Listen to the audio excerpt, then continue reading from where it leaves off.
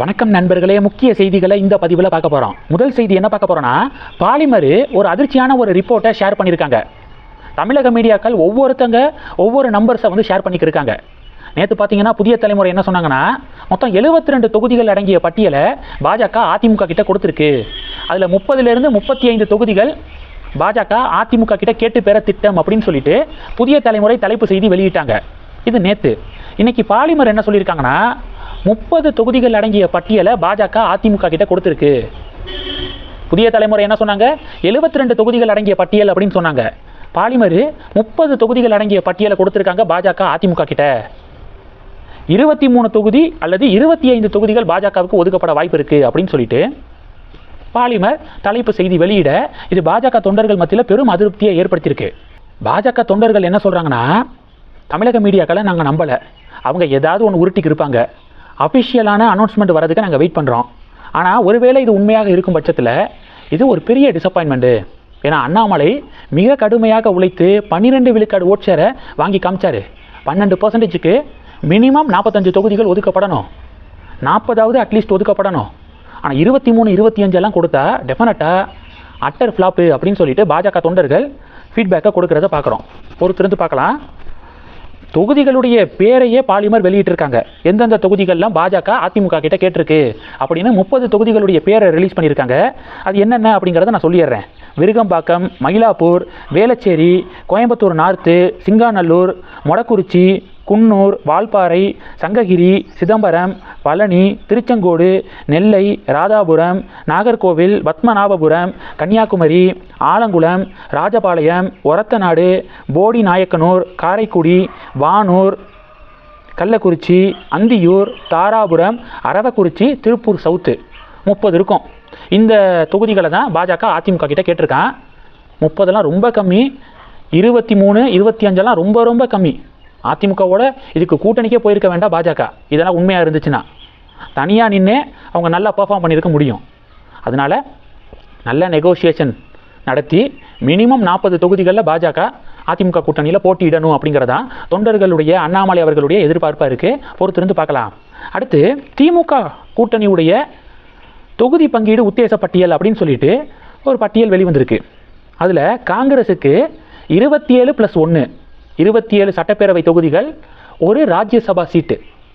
காங்கிரஸுக்கு 27+1, சிபிஐக்கு 6, சிபிஎம்முக்கு 6, பிசிகே விடுதலை சிறுத்தை கட்சிக்கு 7 தொகுதி, மதிமுகவுக்கு 4 தொகுதி, தேமுதிகவுக்கு 6+1 6 சட்டப்பேரவை தொகுதி, ஒரு ராஜ்யசபா சீட்டு. 6+1 மக்கள் நீதி மையத்துக்கு 4, ஐயுஎம்எலுக்கு 2, மனிதநேய மக்கள் கட்சிக்கு 2. முக்குளத்தோர் புலிப்படைக்கு இல்லை போல கருணாசு. அவர் தான் திமுக சூப்பரான ஆட்சி அப்படின்னு சீட்டுக்காக தினமும் பேசிக்கிட்டே இருக்காரு. ஆனால் கருணாசுடைய முக்குளத்தோர் புலிப்படையுடைய பேரே காணோம். சரி, ஆக மொத்தம் திமுக 170 தொகுதிகளில் போட்டியிட இருக்காங்களாம். இப்படிப்பட்ட ஒரு பட்டியல் சமூக வலைதளத்தில் ட்ரெண்டிங்காக ஷேர் ஆகுது. வெயிட் பண்ணி பார்க்கலாங்க. அடுத்து பிரதமர் மோடி அவர்களை இஸ்ரேலுக்கு போயிருந்தார்ல பிஎம், விமான நிலையத்துக்கே போய் பெஞ்சமின் நெதன்யாகு வெல்கம் பண்ணார். நான் அப்டேட் பண்ணியிருந்தேன். நேற்று இஸ்ரேல் 2 நாள் பயணத்தை முடித்த பிறகு பிரைம் மினிஸ்டர் நாடு திரும்பியிருக்காரு. அப்போது புறப்படும் போது மறுபடியும் பெஞ்சமின் நெதன்யாகு விமான நிலையத்துக்கு பிரைம் மினிஸ்டரை சென்ட் ஆஃப் பண்ணியிருக்காரு. இஸ்ரேலில் மோடிக்கு எவ்வளவு பெரிய வரவேற்பு கிடச்சிச்சு, அதெல்லாம் வேறு லெவல். அந்த வீடியோலாம் நேற்றுலேருந்து இப்போ வரைக்கும் ட்ரெண்டிங்காக ஷேர் ஆகுது. அடுத்து காங்கிரஸுடைய மேலிட பொறுப்பாளர் கிரீஷ் சோடங்கர் இருக்கார்ல, அவர் சமீபத்தில் ஒரு ஸ்டேட்மெண்ட் கொடுத்துருந்தாரு. காங்கிரஸுடன் கூட்டணி அமைக்க தாவேகா உறுதியாக இருக்குது அப்படின்னு சொல்லிட்டு கிரீஷ் சோடங்கர் சமீபத்தில் சொல்லியிருந்தார்.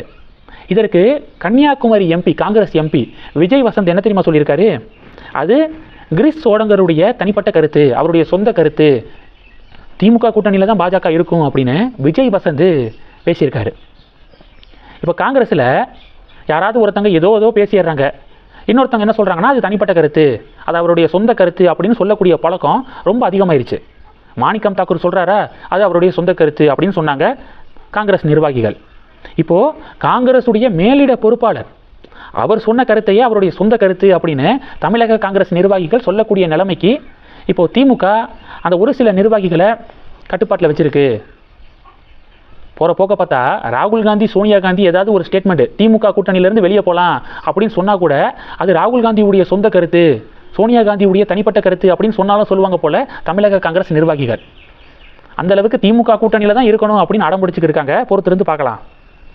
அடுத்த விஷயம் என்ன பார்க்க போகிறோன்னா, எலெக்ஷன் கமிஷனு இவிஎம் மிஷின் இருக்குல்ல, இவிஎம் மிஷினில் இப்போ நடக்கக்கூடிய சட்டப்பேரவை தேர்தலில் அதாவது வேட்பாளர்களுடைய புகைப்படமும் இருக்கும். இவிஎம் மிஷினில் ஓட்டு போட வரவங்க வேட்பாளருடைய பேர், வேட்பாளருடைய சின்னம், வேட்பாளருடைய புகைப்படம், இதை பார்த்து ஓட்டு போட முடியும் அப்படின்னு சொல்லிட்டு தலைமை தேர்தல் ஆணையர் கொஞ்சம் நேரத்துக்கு முன்னாடி அறிவிச்சிருக்காரு.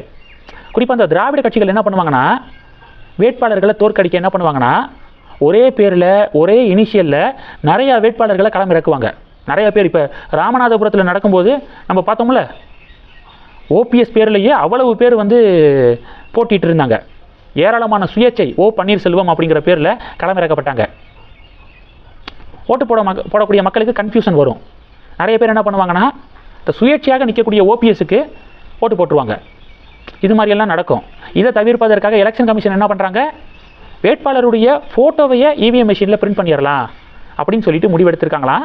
நல்ல ஒரு வரவேற்கக்கூடிய ஒரு முடிவு தான். இந்த செய்திகளை பற்றி உங்களுடைய பார்வைகளை மறக்காமல் கமெண்ட் பண்ணுங்கள். தொடர்ந்து கணக்கில் இருங்க. அடுத்தடுத்து நிறையா பதிவுகளை பார்க்க போகிறோம். நன்றி. ஜெய் ஹிந்த்.